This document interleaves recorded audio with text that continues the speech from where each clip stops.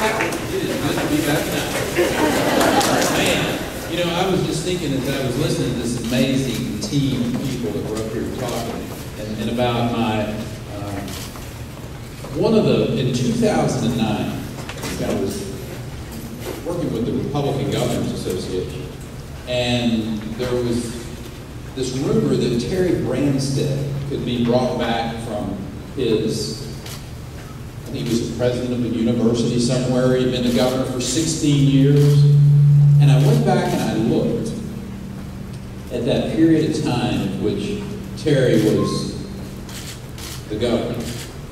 As I was going to get on the phone and call him and say, hey, listen, we really would like for you to get back in the game. Iowa needs you.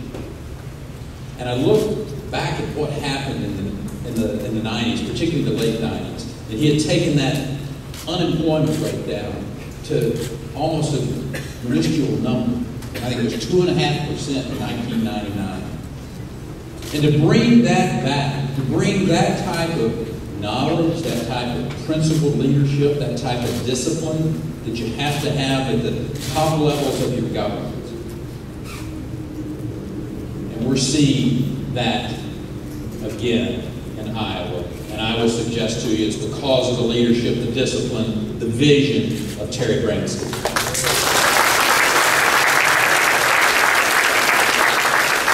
I'm not particularly worried that Terry Branstad is not going to get reelected.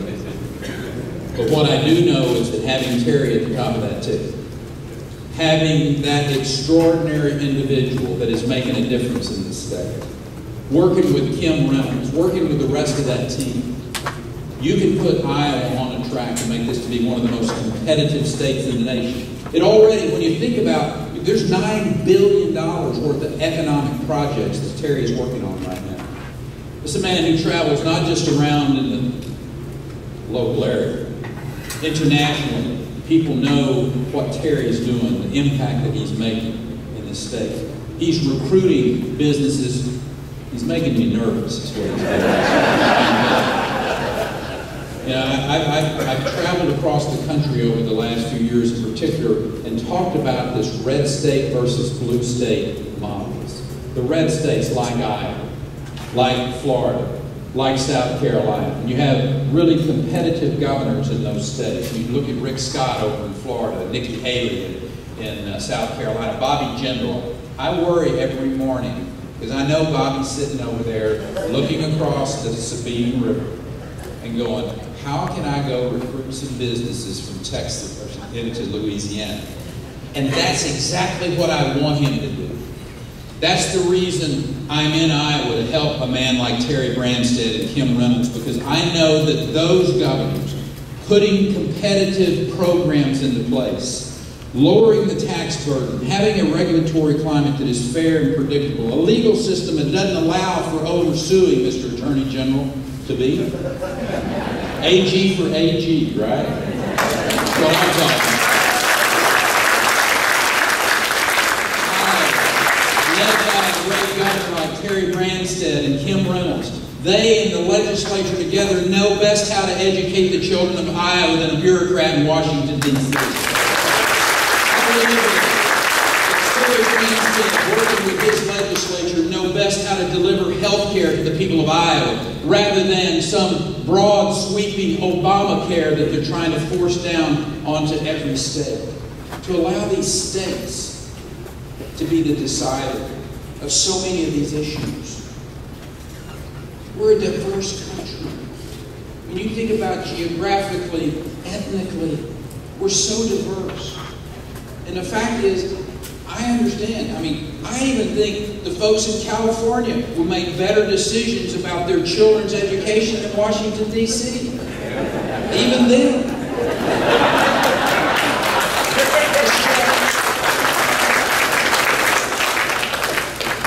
And then really get this country focused back. Steve King did a fabulous job of just laying out what the challenges are for our country. When you look at what's happening in America and what has transpired over the course of the last 5+ years, internationally, our friends don't know whether they can trust us or not. Our enemies are not fearful of us at all. And then you look domestically. You look at an IRS that is completely out of control, looking into political enemies so that they can attack them. And I'll suggest to you one of the great tragedies in American history is ongoing as we speak. And that's what's happening to the Veterans Administration. So many of you held your hand up and said, "Here am I, send me," when this country asked for you to serve. And we made a solemn oath to you that if you would serve this country, we would take care of you. And the tragedy that is occurring in this country today, of men and women who literally have died waiting for this country to serve them. From scandal to crisis to crisis. That's what we've seen in the last 5 years. Oh, I long for Washington and the administration to again respect the Constitution of the United States and understand those enumerated powers that it talks about. And do the things that the federal government is supposed to do very well, like be able to stand a powerful foreign policy. And how about securing the border of this country like the politics? That is a constitutional right.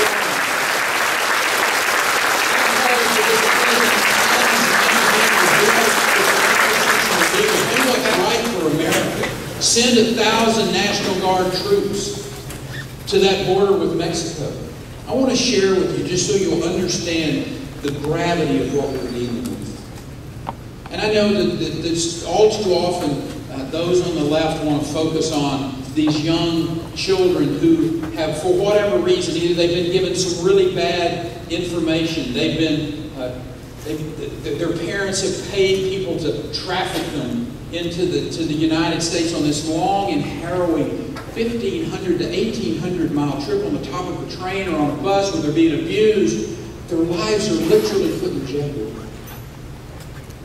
on the false hope that they're going to be able to come to the United States and walk across a river and you can stay there from now on. And it's a lie. It's a lie that's been perpetuated. It's a lie that's been empowered by statements from this administration, frankly, and policies that have been put in place that send the wrong message. And it is a tragedy. It is a human crisis on our border. But I want to remind you of something. Those young, unaccompanied alien children, as they're referred to, they only make up about 18% of the individuals that are coming into America today. Jamie, over 80% of those individuals that are crossing into the United States using this porous southern border, we don't know who they are. But here's what I do know. I know that since the fall of 2008, individuals who have come into this country illegally have committed collectively over 642,000 criminal acts in my home state alone. In Texas, over 3,000 homicides have been committed by those individuals. 8,000 sexual assaults. This is about securing the future of this country. This is about keeping the citizens of America safe. That's the reason that this federal government must do its solemn constitutional duty and secure that border with Mexico. They must.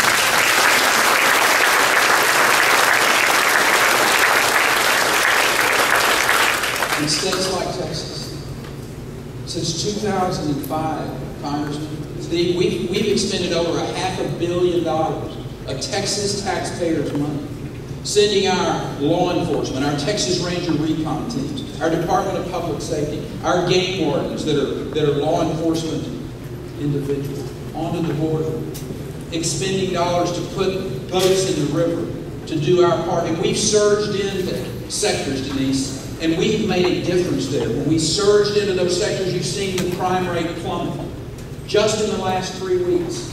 since we added an additional $1.3 million a week of Texas taxpayers' money to surge in again on that southern sector, we've seen a 36% decrease in the illegal activities. We know how to secure the border.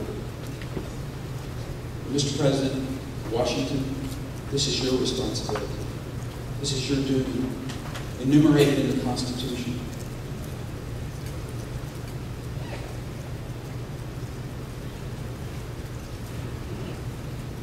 We know how to secure the border. If the federal government will not do its due, then I will suggest to you that the state of Texas will.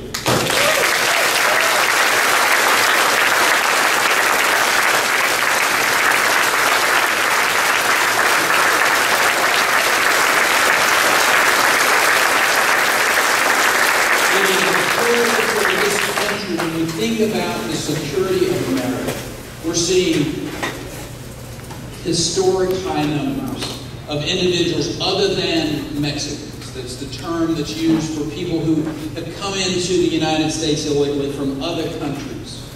Historically high numbers of individuals from countries with strong terrorist ties like Syria and Pakistan and Afghanistan. And just this last week, the comptroller of the state of Texas, who has a ranch in the far western part of our state, 3 individuals from Ukraine were stopped and apprehended on her ranch. That's what's happening on our southern border. The future of this country's security is in jeopardy. Our citizens' safety is in jeopardy. I'm an optimistic man. I know that the greatest and the best years are in front of us as a country. And I know how to start us back on the track of America again being that beacon that's on top of a hill that's bright and it's bringing people into prosperity and hope and freedom. Because we've helped put that blueprint into place. Try that. That's it. We put that into place over the course of the last 12 years in the state of Texas. 35% of all the private sector new jobs created in America in the last 13 years were created in Texas.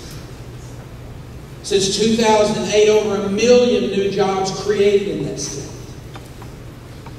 That's what America longs for. They're looking for competency. And I'll suggest to you, until we change the resident of 1600 Pennsylvania Avenue, that you're going to see that type of leadership in state capitals, where people like Terry Branstad and Rick Scott and Nikki Haley and Bobby Jindal and Susana Martinez are leading their states. The future of this country is inextricably intertwined to these states, to these governors, to these legislatures that are working with governors. That's the reason I'm in Iowa. Terry Branstad's election is incredibly important for America. And I got this idea. Sam, every person that you turn out, every person that Adam turns out, every person that Kim turns out, every person that team turns out is going to vote for Joni Ernst to be the next senator from Iowa.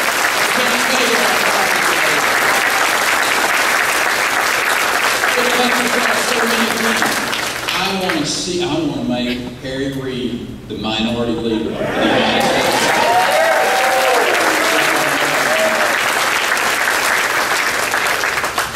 That's what you have in your power. That's why the people of Central Iowa are going to go work like you've never worked before. You're going to go bring your friends and your neighbors that care about the future of this country, that know that it's that Iowa values. It's that vision for America that you help hold in your heart, that Joni can take to Washington, D.C. That's our challenge. But it's also the reason I'm so optimistic about the future. Because I know Terry Branstad, Kim Reynolds, and the rest of this team are going to be elected in Iowa. And Iowa will be a more powerful state. Iowa will be a competitor for the rest of this country. Iowa will be a place they point to and say, that is how you create wealth. That is how you free people from overtaxation, overregulation, over litigation. That's how you give people hope for the future again. And that, my friends, is what America has always been about and what she will be again. God bless you, and thank you all for coming to be here.